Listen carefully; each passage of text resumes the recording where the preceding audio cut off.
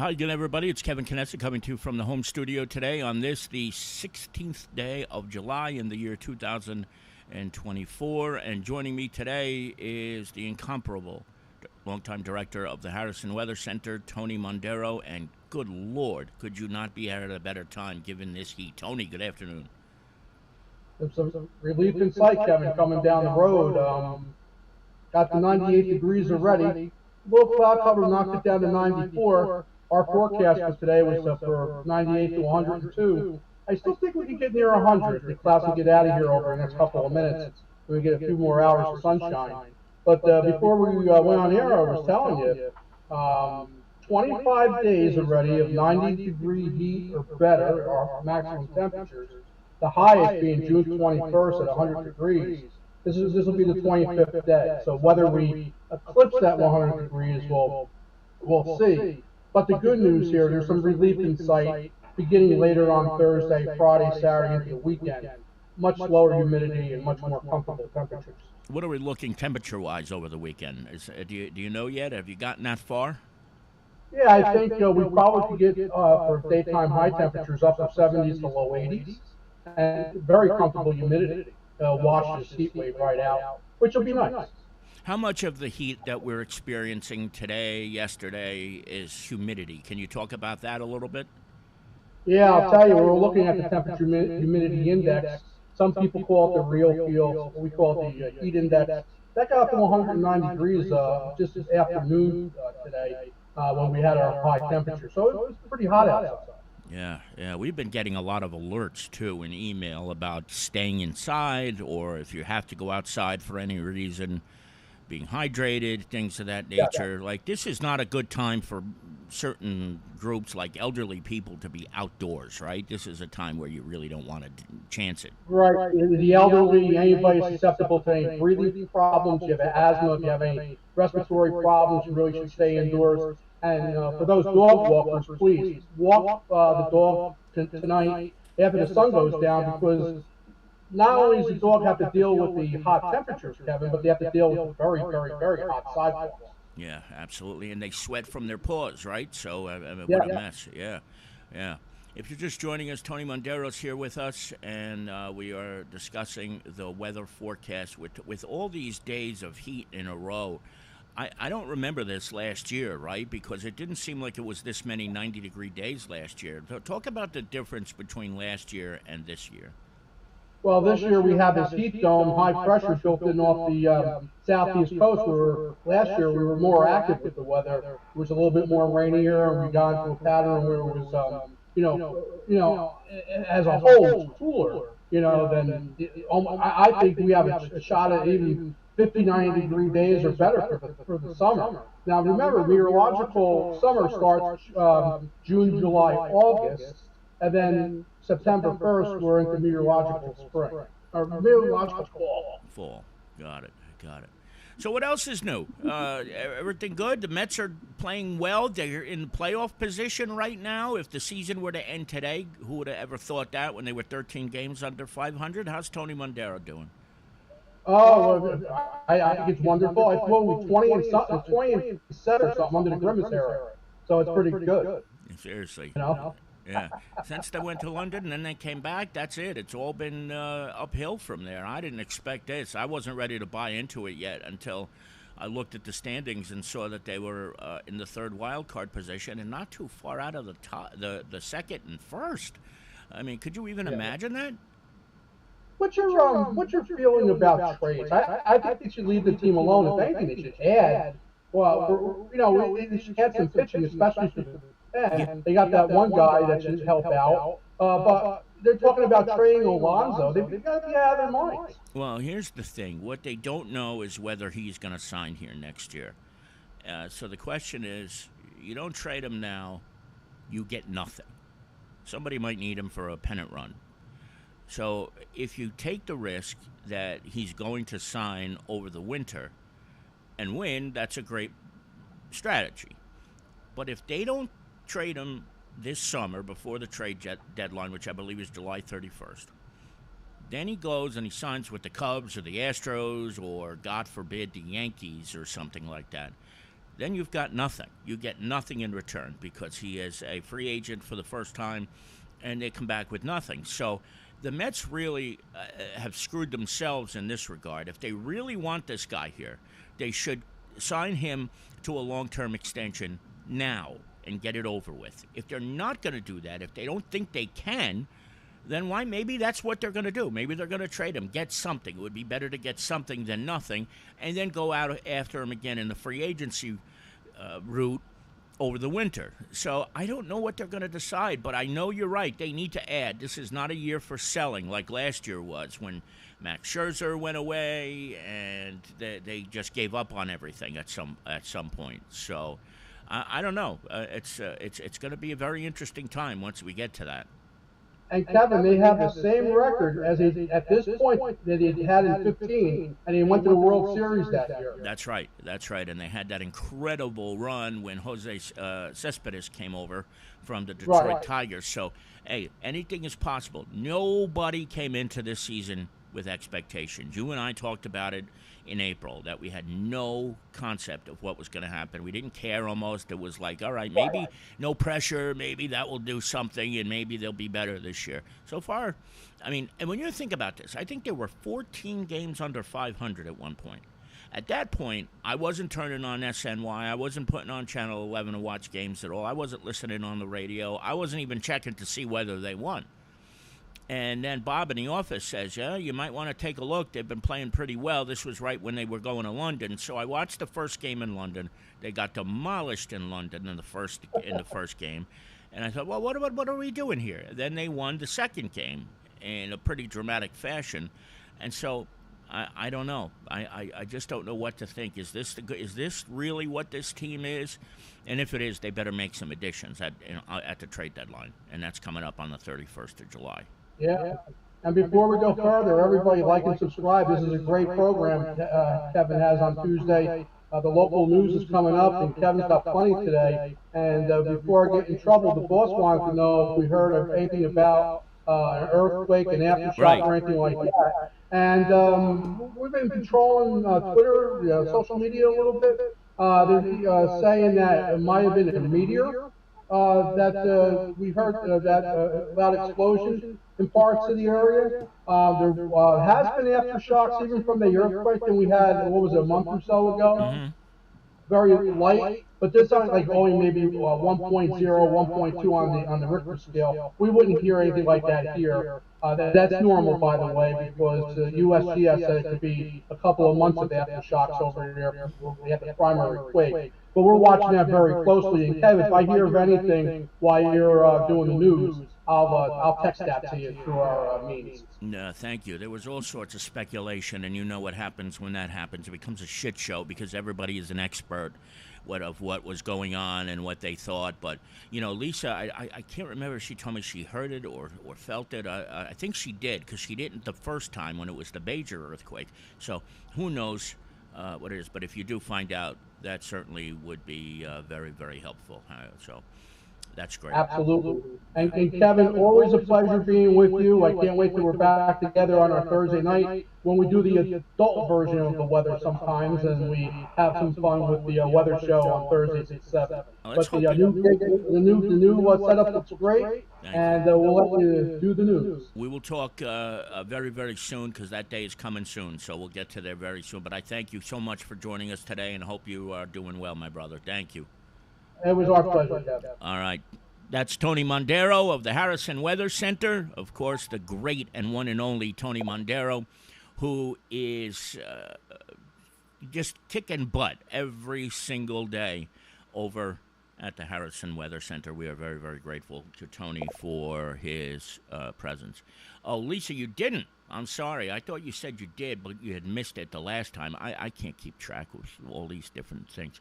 All right, at any rate, tonight at 7 p.m. is the Kearny Council meeting. Sharon, I don't know who posted that it was on the 17th. I certainly hope it wasn't me because the council meetings are never on Wednesdays. The council meeting is tonight. Now, here's where the problem comes in. The meeting starts tonight at 7 o'clock at Town Hall Council Chambers. Now, because of something called the Sunshine Act, which is where any governing body meets, they must tell where this meeting is taking place in January. The meeting has got to start where they say where it would start, and that is at the town hall, which is 402 Kearny Avenue. Now, we were originally told by the mayor that the meeting had been moved to Kearny High School tonight, and that they would have to start the meeting at Town Hall, then move everybody over to Kearny High School. Now I'm being told that if there are not enough people who show up at the Town Hall, they're going to keep the meeting at Town Hall. So last week we recommended that people get to Kearny High School for the meeting so that you didn't have to worry about going from the council chambers over to Devon Street. It's not that far, but here's the thing. It's 94 degrees right now. So, and it's going to be hot at 7 o'clock still. It's still going to be hot. So if anybody takes an Uber to the town hall, or if anybody gets a ride from somebody, then they have to go, or if they walk, they're going to then have to go from town hall over to Kearny High School for this meeting if there are too many people at town hall. Instead of just saying we're going to start the meeting at town hall, and then as soon as we open the meeting, we're gonna adjourn and move over to the high school. That's not being done here.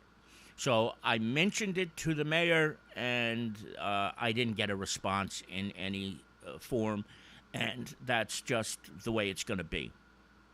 I don't know what I'm going to do, because the truth of the matter is, this is a nightmare situation already. And what's going to happen is that there are going to be people who show up to the high school, I think, not knowing that the meeting is technically at the town hall.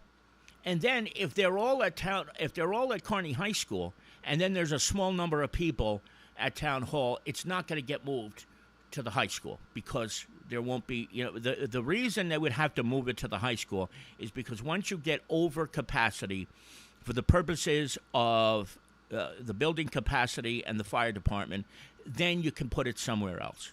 But if there's not that, if the meeting capacity isn't exceeded at any point in time, there's no purpose for moving it anywhere. And when you think about it, that means you got to move all the equipment and the cameras and all that stuff to broadcast the meeting on Zoom.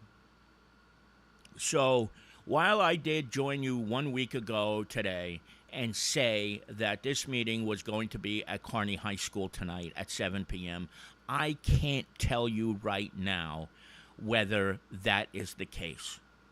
What I would suggest, however, is if you are in a situation where you don't want to be running all over the place, which is where I am right now, call Town Hall and ask them a little bit later on, and they should have an answer for you as to where the meeting is. Maybe they won't, though, because it depends on who shows up and who goes where.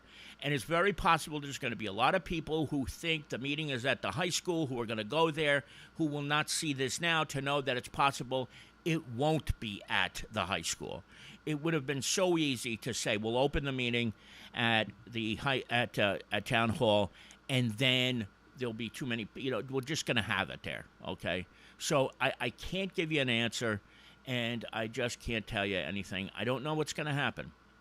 I truly can't tell you what's going to happen. It's just a crapshoot right now, and the meeting will definitely start at the town hall.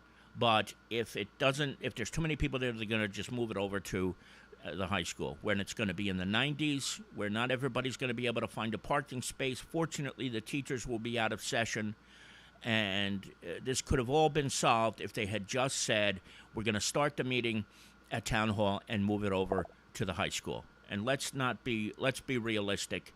This should have been taken care of well in advance, regardless, because we're talking about Juan Barroso here, folks, a man who has been through a lot of nonsense, and there's going to be people who show up, regardless of whether it's July, regardless of whether it's hot. They're going to show up. So I think in my heart of hearts, this meeting is going to have to be moved to the high school, but it might not be. And then if that's the case, then I'm going to be in the wrong place if I go to the high school, and you may be too if you go to the high school. So it's a decision you have to make on your own. And as you see in the chat room, Lisa put this in the chat room. This is the number for Town Hall, 201-955-7400. You can call them and ask them, and somebody should have an answer, or maybe they will not. And we'll see. Now, regardless of where this is, it's going to be broadcast on Zoom, presumably. I don't know if the audio will work. The last couple of meetings, it has been deplorable. It has not worked well. I don't know if that is going to be improved tonight, regardless of where the meeting takes place. But I do expect it's going to be a large crowd. This could have been solved earlier, and it hasn't been.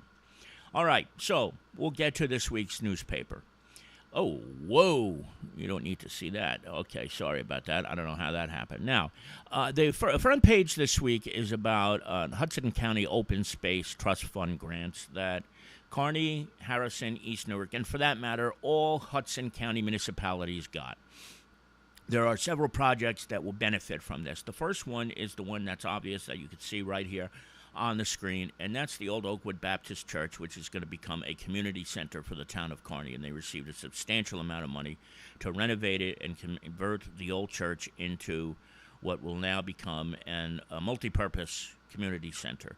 So some of the money will go to that. Another project will also go to the walkway project that is along the Passaic River where the old Raps Boat Yard was, where there was a fire a couple of weeks ago. That was scheduled for demolition. Then it was demolished after the fire because it was supposed to come down after they turned off the gas. The gas wasn't turned off, and then they finally turned it off after the fire. So a good portion of the money will go there. However, now, there are two other projects, one in Harrison for a park and one in East Newark for a returfing project for a park there. So all of this money has to be approved in September, but it's a foregone conclusion that's going to happen. And all of this comes to the people of West Hudson courtesy of County Executive Craig Guy. He was the one who was instrumental in this and bringing this money back to the West Hudson municipalities. And all three of our towns are going to benefit. So that is certainly a very good thing. Now, this is sort of related, but it's not. The Hudson County opened a cooling center in South Kearny at one of the military locations for people who are homeless, who have issues where they are unhoused. And this is a great thing, and there are cooling centers in many other locations throughout the county. However, the biggest problem with the homeless cooling center in South Kearny is that there are 4 ways to get there. There are 2 pickup spots in North Bergen, and there are 2 pickup spots in Jersey City. When we got the news release about this, we reached out to Mayor Doyle and the Public Relations Department, and she responded by carbon copying County Executive Craig Guy and saying, like, well, what gives? Where are we going to put anybody from how are we going to get anybody from West Hudson over there? There's really no way to get them over there.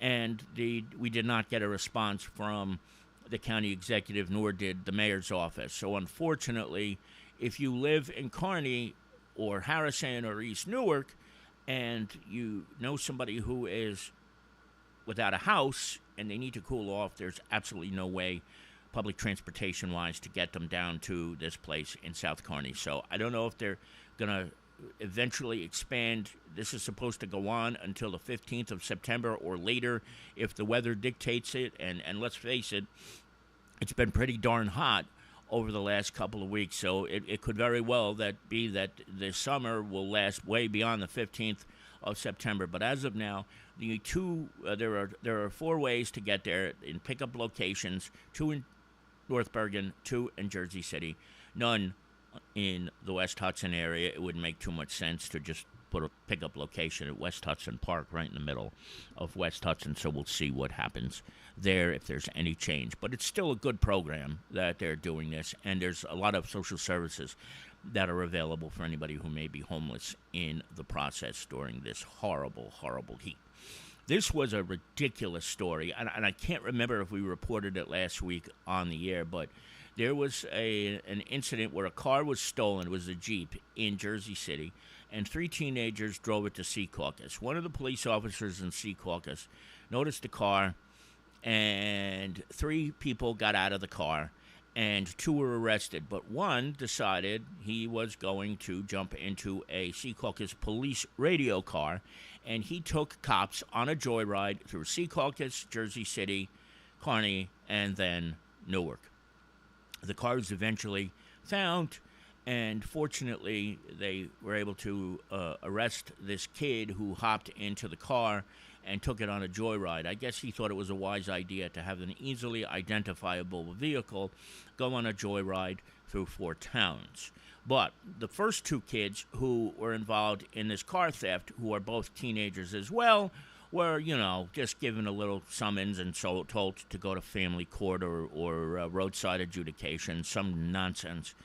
But the only one who actually got remanded was the kid who took this whole police car on a chase through Secaucus. I mean, imagine that, teenagers doing this. And again, the chief of the Secaucus Police Department, who you see right here, who is a very, very good guy, Dennis Miller, said, what are we supposed to do? What are we supposed to do? They know these guys are going to get away with it. They know they're going to get away with it, so they get away with it. And they continue to do what they do. And until criminal justice reform fixes this problem, especially in the juvenile justice system, this garbage is going to continue to happen. And I don't think Dennis Miller, the chief of the Secaucus Police Department, is overly thrilled with this. He did not have anything complimentary to say to the Attorney General's rules that have made this a possibility. So please, when you get a chance, read this and you'll see just how ridiculous this whole thing is. Now, don't forget, we have 2 pages of classifieds in this week's edition of The Observer, so if you're looking for a place to live or a job or anything of that nature, you will find them right here. We will join you probably sometime during the course of this week to recap whatever happens at this meeting tonight. I don't know where it's going to be, as we had mentioned earlier, what's going to happen, but we will join you to give you a recap of it at some point over the course of the rest of the week. That's going to do it for now. I want to thank each and every one of you for joining me today. It's very, very hot. Stay cool, everybody, and just keep yourself hydrated, right? From the home studio, Kevin Canessa signing off for now. We hope to see you back here again very, very soon. Take care, everybody. Enjoy the rest of your day. Bye-bye.